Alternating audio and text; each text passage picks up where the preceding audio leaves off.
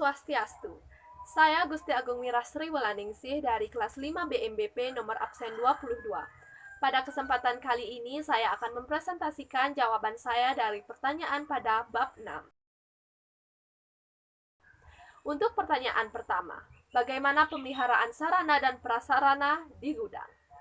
Perawatan dan pemeliharaan merupakan suatu fungsi dalam suatu organisasi perusahaan yang mempunyai tingkat urgensi yang tinggi, sama halnya dengan fungsi-fungsi lain seperti produksi, inventory, maupun keuangan. Pemeliharaan adalah kegiatan atau upaya yang dilakukan untuk meningkatkan, mempertahankan, dan mengembalikan peralatan selalu dalam kondisi yang siap pakai dan berfungsi dengan baik. Pemeliharaan sarana dan prasarana di gudang dilakukan dengan berbagai cara, di mana cara pemeliharaan tersebut merupakan bagian dari proses perencanaan, pengorganisasian, pengarahan, penggunaan, dan pengawasan. Untuk cara pemeliharaan sarana dan prasarana gudang akan dijelaskan lebih lanjut pada jawaban dari pertanyaan kedua. Pertanyaan nomor 2. Sebutkan macam-macam perawatan sarana dan prasarana gudang. Secara umum, klasifikasi metode perawatan dan perbaikan dibedakan menjadi 3, yaitu yang pertama, time-based maintenance. Time-based maintenance merupakan perawatan dan pemeliharaan yang dilakukan berdasarkan waktu operasi dari peralatan tersebut, tanpa melihat kondisi peralatan tersebut sudah atau belum memerlukan pemeliharaan. Kemudian yang kedua, condition-based maintenance. Condition-based maintenance merupakan pemeliharaan yang dilakukan berdasarkan kondisi peralatan tersebut tanpa melihat apakah sudah waktunya atau belum waktunya dilaksanakan pemeliharaan. Kemudian yang ketiga, breakdown maintenance. Breakdown maintenance merupakan sebuah upaya pemeliharaan yang dilakukan terhadap suatu peralatan karena terjadinya breakdown pada peralatan tersebut. Seiring perkembangan ilmu dan teknologi yang demikian pesat, metode perawatan dan pemeliharaan mengalami perkembangan yang cukup signifikan dan dapat dibedakan berdasarkan penggolongan sebagai berikut. Yang pertama, berdasarkan tindakan yang diambil apakah dilakukan sebelum kerusakan terjadi atau sesudah kerusakan terjadi. Maka perawatan dan pemeliharaan dapat dibedakan menjadi perawatan pencegahan atau preventif.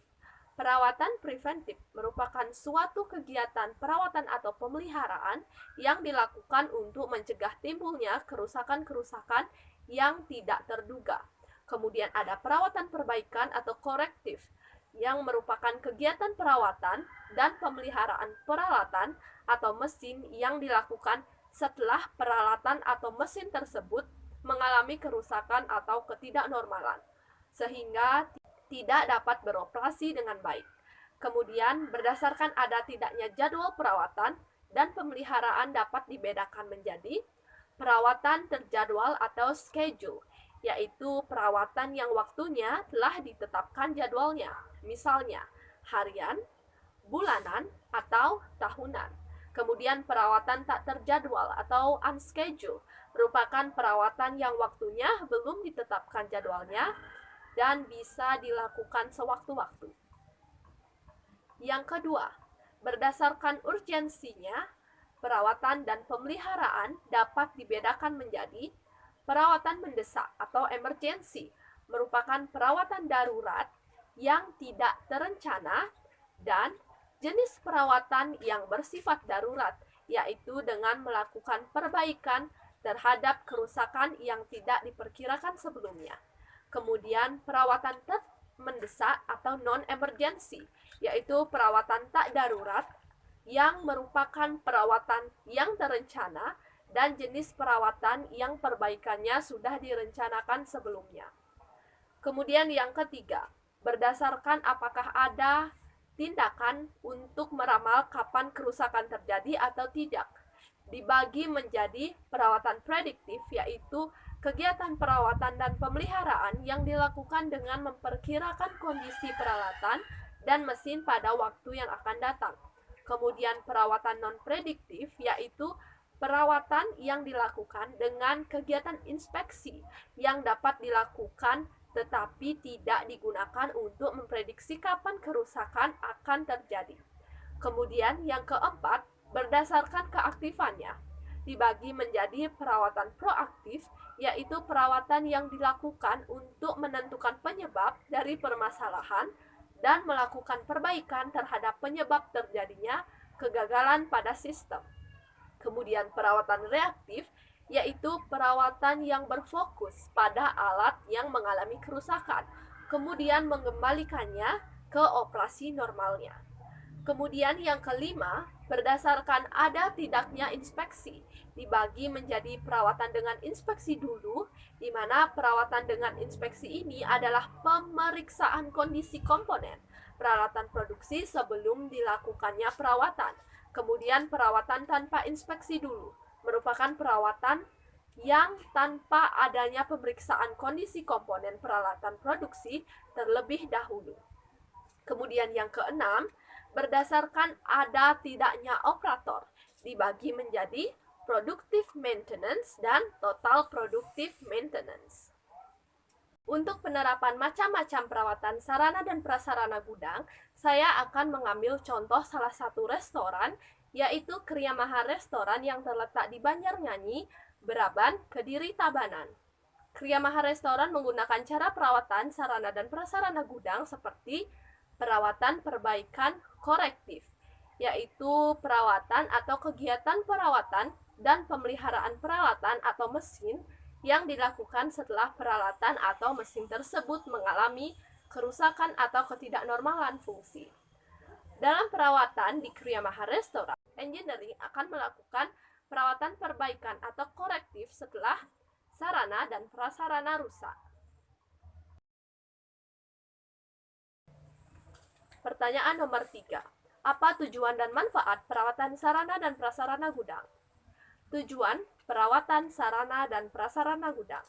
Menurut Purwanto dan Muhammad Ali, kegiatan perawatan sarana dan prasarana memiliki beberapa tujuan, yaitu menjamin sarana dan prasarana selalu dalam kondisi prima dan siap digunakan untuk mendukung proses bisnis atau fungsi-fungsi lainnya, memperpanjang umur pemakaian sarana dan prasarana atau peralatan yang digunakan, kemudian menjamin kelancaran kegiatan organisasi, kemudian menjamin keamanan dan kenyamanan bagi pemakai, mengetahui kerusakan secara dini atau gejala kerusakan yang timbul, sehingga tindakan perbaikannya dapat direncanakan dengan baik.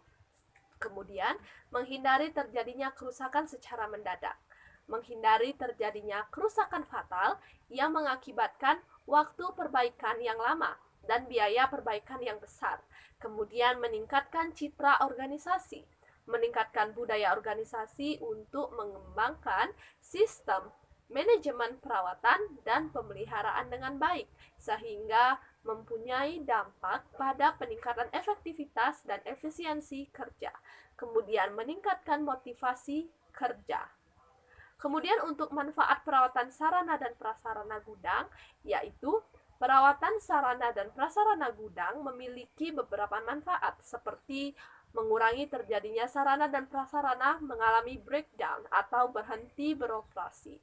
Kemudian konservasi aset menjadi lebih baik, meningkatkan ekspektasi umur peralatan dan komponen sehingga mengurangi penggantian dini terhadap spare part atau suku cadang, sarana dan prasarana. Kemudian mengurangi biaya perawatan dan pemeliharaan, menjaga stabilitas hasil dengan kualitas yang tetap baik, kemudian meminimalisir kecelakaan kerja, meningkatkan motivasi pekerja, mengidentifikasi sarana dan prasarana mana saja yang memerlukan perawatan lanjutan, kemudian meningkatkan keselamatan para pekerja, mengurangi penggunaan tenaga kerja langsung yang berkaitan dengan tidak berfungsinya peralatan, mengurangi terjadinya cacat produk sehingga pemrosesan ulang atau rework dapat ditekan. Pertanyaan nomor 4. Bagaimana manajemen perawatan sarana dan prasarana gudang? Adapun manajemen perawatan sarana dan prasarana gudang adalah sebagai berikut. Yang pertama, perencanaan yang meliputi membuat perencanaan pemeliharaan sarana dan prasarana di gudang. Sebelum melakukan pemeliharaan sarana dan prasarana, harus dilakukan perencanaan kegiatan pemeliharaan yang berisi sasaran atau target yang akan dicapai dalam pekerjaan. Dalam kegiatan perencanaan perawatan dan pemeliharaan, ada beberapa hal yang perlu disiapkan. Di antaranya adalah informasi, data, atau aset sarana dan prasarana yang akan dilakukan tindakan perawatan dan pemeliharaan.